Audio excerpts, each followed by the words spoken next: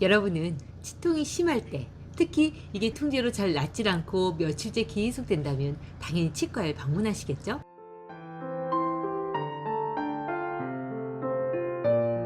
하지만 치과에선 염증은 그리 심하지 않다 하고 좀 피곤하고 힘든 날 혹은 술을 좀 마신 후 치통이 심해져 이게 자주 반복된다면 이젠 나도 나이가 드니 잇몸이 약해지나 보다. 나도 이젠 광고에 나온 잇몸약을 챙겨 먹어야 하나 고민해 본 적 있으시죠? 아니면 지금 이 순간에도 진통제는 몸에 안 좋을 것 같으니 이런저런 잇몸 영양제들을 진작부터 챙겨 드신 분들도 계실 거고요. 하지만 치과에선 그런 영양제들은 아무 소용없다. 나중에 치통이 계속되면 치아를 빼고 임플란트를 하는 게 맞다 하니 마냥 영양제만 챙겨 먹는 게 맞는지 아니면 하루라도 빨리 임플란트를 해서 치통을 근원적으로 차단하는 게 맞는지 정말 헷갈리는 게 사실이네요. 하지만 생각해보면 치통이 왜 이렇게 반복되는지, 그것도 나이가 40, 50대에 접어들면서 잦은 통증과 염증이 왜 갑자기 시작되는지 그 근원적인 이유를 생각해 보신 적 있으세요? 사실 동양의학에선 여성은 7살 단위로 장부의 기능이 변화하고 남성은 8살 단위로 장부가 변화하여 남자 나이 48세 이후, 여성의 나이 42세 이후부터 하초 신장의 양기가 쇠약해져 호르몬 생성이 약화된다. 그래서 원래 신장이 허약하게 타고난 체질에서 이 나이 이후로 호르몬 생성이 현저히 약해져 뼈를 만들고 혈액을 생성하는 기능이 약해지고, 그렇게 치아 뿌리가 줄어들면서 잇몸과 치아가 꽉 맞물리지 못하고 간격이 생겨 잇몸이 흔들리거나 염증이 잘 생기고, 때론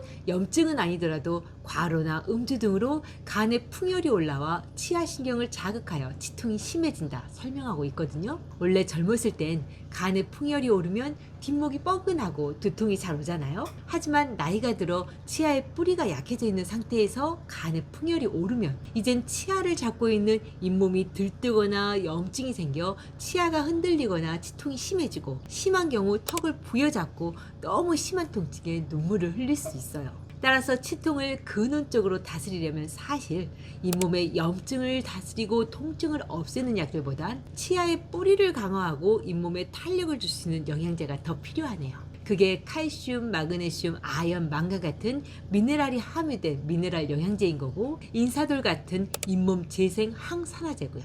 그리고 한의학적 치료법으로는 팔미지왕이라는 처방이 제일 필요하네요.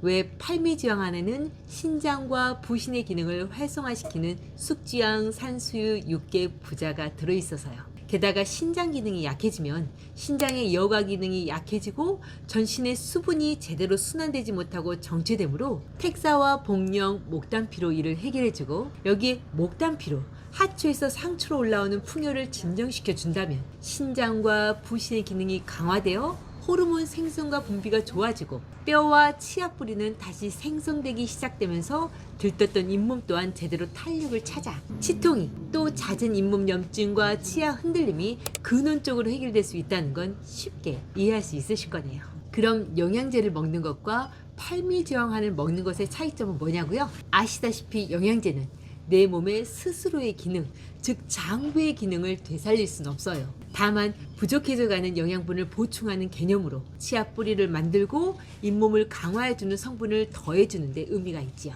하지만 자동차에 문제가 생기면 차의 엔진이나 장치들을 점검하고 이를 고치는 것처럼 인체에 반복되는 통증이나 병증들 또한 연관된 장부의 기능을 다시 정상으로 되돌리는 게 정말 필요해요. 그게 치아의 문제는 신장 및 부신 기능의 저하, 즉 호르몬 부족으로 비롯된 증상이니 신장과 부신의 기능을 올려주어 골수와 혈액, 호르몬의 생성 분비 기능을 강화시켜야 하는 거고요. 그리고 이렇게 하면 앞으로 닥쳐올 신기능 저하로 인한 다른 증상들도 어느 정도 예방할 수 있네요. 퇴행성 관절염이나 골다공증, 디스크나 좌골신경통, 나아가 자가면역 질환까지도요. 왜 자가면역 질환까지 예방되냐고요? 자가면역 질환은 근원적으로 신장과 부신의 기능이 저하되어 혈액의 질이 약해지고 백혈구의 기능이 비정상적으로 작동되어 비롯된 증상이거든요. 그게 신장과 부신의 기능이 강화되면 혈액의 질이 좋아져 백혈구와 적혈구가 건강해지니 면역계 또한 정상적으로 건강하게 작동하리라는 건 당연한 이치고요. 그럼 팔미지왕환만 먹으면 잇몸 염증이나 치아 흔들림, 치아 통증을 완전히 잡을 수 있냐고요? 사실 팔미지왕환은 꾸준히 영양제처럼 먹는 개념이에요. 그렇게 먹다 보면 치통이나 잇몸염증, 치아 흔들림이 점차 줄고 인체의 모든 관절이나 뼈가 튼튼해져 나이가 들어도 활동력이 쉽게 줄지 않게 되고요. 하지만 현재 치통이 자주 반복되고 있는 상황이라면, 그것도 잦은 과로와 음주로 잇몸에 염증이 잘 생기고 잇몸이 들떠 치아도 흔들린다면, 당장의 신장 기능을 올려주는 팔미지황암보다 열을 올릴 수 있는 육개와 부자가 빠진 육미지황탕을, 잇몸으로 올라온 간의 풍열을 내려주는 사위탕과 함께 쓰면 좋네요. 왜 현재 치아와 잇몸으로 오르는 풍열을 빠르게 진정시켜야 잇몸의 염증도 치통도 빨리 가라앉고 잇몸이 들떠 치아가 흔들리는 것도 금방 없앨 수 있어서요. 하지만 사위탕은 치통과 잇몸 염증의 근본 원인인 신허를 보강하는 약은 아니니, 치통이 진정되고 염증이 없어지면 곧 그만 드셔야 해요. 육미지황탕은 며칠 더 드셔도 되고요. 그리고 평소엔 치아와 잇몸 건강을 위해 팔미지황탕을 미네랄 제제와 꾸준히 챙겨 드셔보세요. 혈액의 질을 함께 올려주고 싶다면 사물탕도 함께 섞어서요. 오늘 치통이 심할 때, 때론 잇몸에 염증이 자주 반복될 때 이를 근원적으로 해결할 수 있는 한방약 이야기 재밌게 들으셨어요? 물론 이렇게 잘 챙겨도 70이 되고 80이 되면 잇몸뼈가 줄고 치아 크기도 많이 줄어 임플란트가 필요할 수도 있겠죠? 하지만 장담하건대 신장과 부신의 기능을 강화시키는 약초들을 꾸준히 드신다면 치아가 약해지는 속도뿐 아니라 전신의 뼈와 관절, 뇌의 기능도 오랫동안 보존할 수 있다 말씀드릴 수 있네요. 그러니 자신의 치아와 잇몸 건강을 위해 지금부터는 한방약도 평소 드시는 영양제처럼 꼭 챙겨 드셔보시길요. 오늘도 복을 부르는 감사한 하루 보내시고요. 그럼 다음 시간에 다시 만나요.